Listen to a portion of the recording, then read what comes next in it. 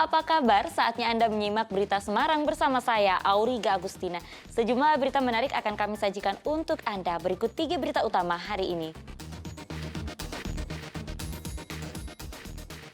Rem tidak berfungsi, truk bermuatan semen hebel menabrak 3 sepeda motor di Wonosobo.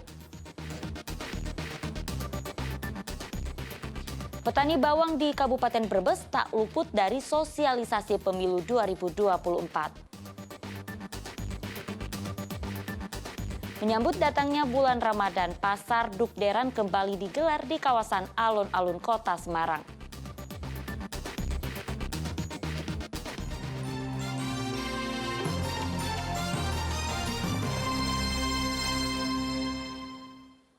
Kita ke informasi pertama, sebuah truk bermuatan semen menabrak 3 sepeda motor yang berada di depannya di jalanan menurun Desa Kretek, Wonosobo. Akibatnya 3 pengendara motor menderita luka-luka.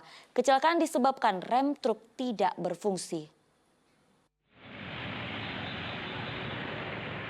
Truk bermuatan semen hebel ini terbalik usai menghantam 3 sepeda motor di depannya di jalan menurun Desa Kretek, Kecamatan Kretek, Wonosobo, Rabu siang. Seluruh muatan semen berhamburan, sebuah sepeda motor bahkan tertimpa badan truk. Akibat kerasnya benturan, 3 pengendara sepeda motor dan sopir truk menderita luka berat dan ringan. Seluruh korban kemudian dievakuasi ke Rumah Sakit Muhammadiyah Wonosobo. Tabrakan terjadi saat truk melaju dari arah Temanggung menuju Wonosobo. Setiba di lokasi, truk kehilangan kendali sehingga menghantam 3 sepeda motor di depannya. Kecelakaan disebabkan rem truk tidak berfungsi saat melintasi jalanan menurun. Diduga rem tidak berfungsi, terus mengakibatkan membentur sepeda motor, 2 sepeda motor, dan berhenti di area perkebunan milik warga. Ada korban nggak ini? Untuk sementara korban dalam perawatan di Rumah Sakit PKU, korban 3 orang luka ringan. Pak, motornya ada berapa Pak? Katanya Pak? Dan sepeda motor ada 3 dan yang 1 motor tidak mengalami luka-luka.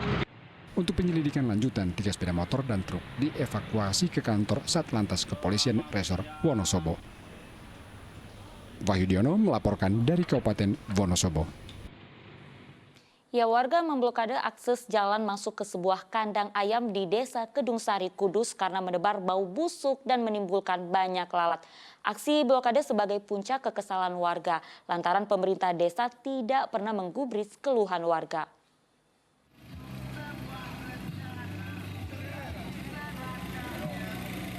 Warga Desa Kedung Sari di Kabupaten Kudus akhirnya memblokade sebuah kandang ayam di desa mereka. Mereka membentang poster berisi tuntutan agar kandang ayam ini ditutup. Keberadaan kandang ayam yang berjarak 50 meter dari permukiman dirasa mengganggu warga selama bertahun-tahun. Kandang ayam ini menyebabkan bau busuk dan menimbulkan banyak lalat. Aksi blokade sebagai puncak kemarahan warga lantaran pemerintah desa tidak pernah menggubris keluhan mereka selama bertahun-tahun. Lalat itu pasti membawa kuman dan penyakit dari kandang. Jadi saya mohon untuk penutupan itu. Mas, kandang itu sendiri berdiri sejak kapan sih Mas? Untuk tepatnya saya kurang paham, tapi kurang lebih dari 10 tahun sebelumnya. Dan tahun-tahun sebelumnya sudah ada protes yang hanya bersifat pengajuan tanda tangan ke pemerintahan desa, tapi ternyata tidak ada tanggapan sampai beberapa tahun. Akhirnya ini adalah puncak dari kekecewaan dari warga RW 4 desa. Dari kami pemerintah desa tetap ada lanjut dengan dinas-dinas yang terkait, tetap ada pertemuan di dari RT RW, tokoh masyarakat, tokoh agama, tetap diagendakan lah. Kepala Desa Kedung Sari bersama sejumlah tokoh masyarakat membubuhkan tanda tangan sebagai bentuk berpihakan pada warga Kedung Sari. Arif Nur melaporkan dari Kabupaten Kudus. Sementara itu, warga Duku Karanganyar di Kabupaten Tegal menuntut penutupan tambang pasir di wilayah mereka karena merusak lingkungan. Namun tuntutan warga tidak mencapai kata sepakat dengan pengelola saat audiensi dengan DPRD Kabupaten Tegal.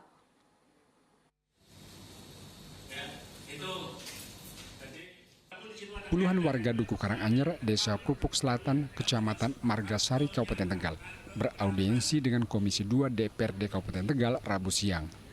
Mereka mengadukan keberadaan tambang pasir atau galian C yang dikelola CV Roni Truko di wilayah mereka. Kehadiran tambang pasir mulai dirasa warga merusak lingkungan, termasuk memicu sejumlah longsor sehingga diminta segera ditutup. Ikut hadir perwakilan dari CV Roni sebagai pemilik galian C. Namun audiensi belum menemukan kata sepakat. Selain berdampak pada lingkungan, tuntutan penutupan juga menurut warga karena perizinan tambang galian C ini cacat prosedur. Sementara pihak pengelola beralasan tambang galian C itu berada di wilayah Brebes 1 km dari Dukuh Karanganyar. Apa dengan tuntutannya? Ditutup. Karena tidak sesuai.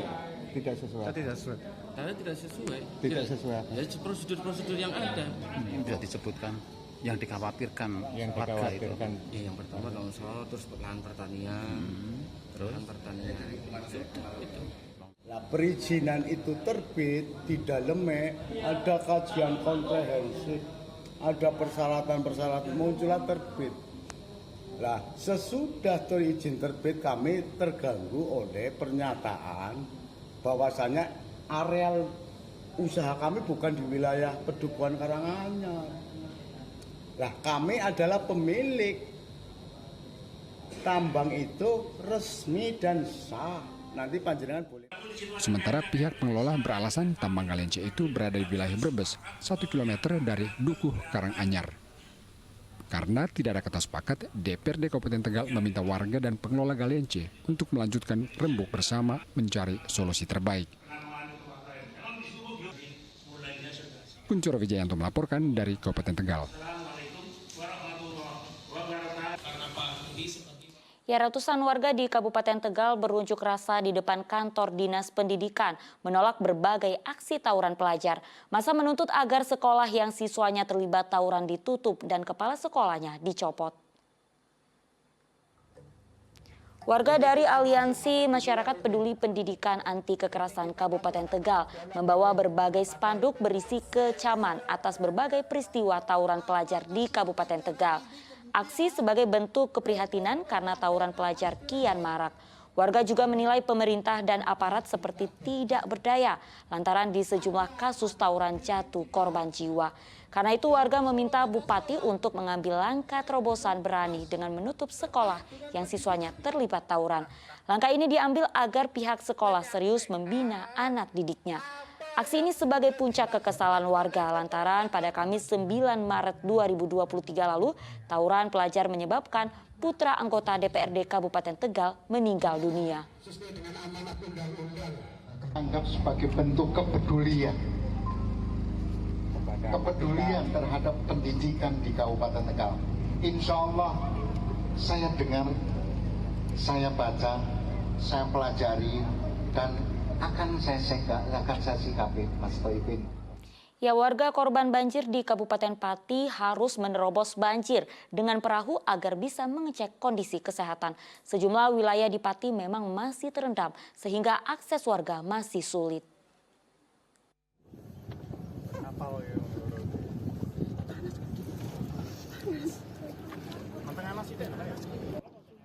Ngatini bersama putranya harus menerobos banjir agar bisa menuju balai desa untuk mengecek kesehatan.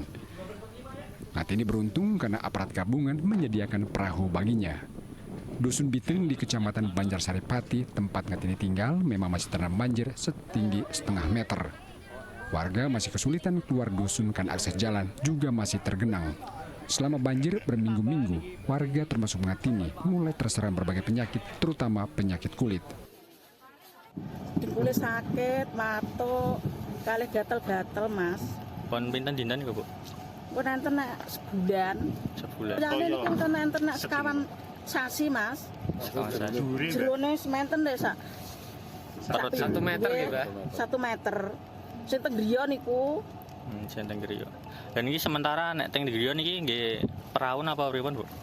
Niki nggih tesih perahu, Mas, tapi pun cetek. Pelayanan pengobatan gratis diberikan paguyuban warga Tionghoa Indonesia bekerja sama dengan aparat TNI dan Polri. Pengobatan diberikan secara gratis kepada ratusan warga terdampak banjir. Dengan adanya pasca banjir ini tentunya hadir di masyarakat di Kecamatan Bagus, Desa Banjarsari. Mungkin tujuannya jadi pengobatan gratis. Jadi pengobatan gratis, kebetulan ini sudah 300 kita. Banjir di Desa Banjarsari secara umum mulai surut, tinggal setengah meter. Sebelumnya, desa ini terkepung banjir hingga 2 meter. Arif Nur melaporkan dari Kabupaten Pati.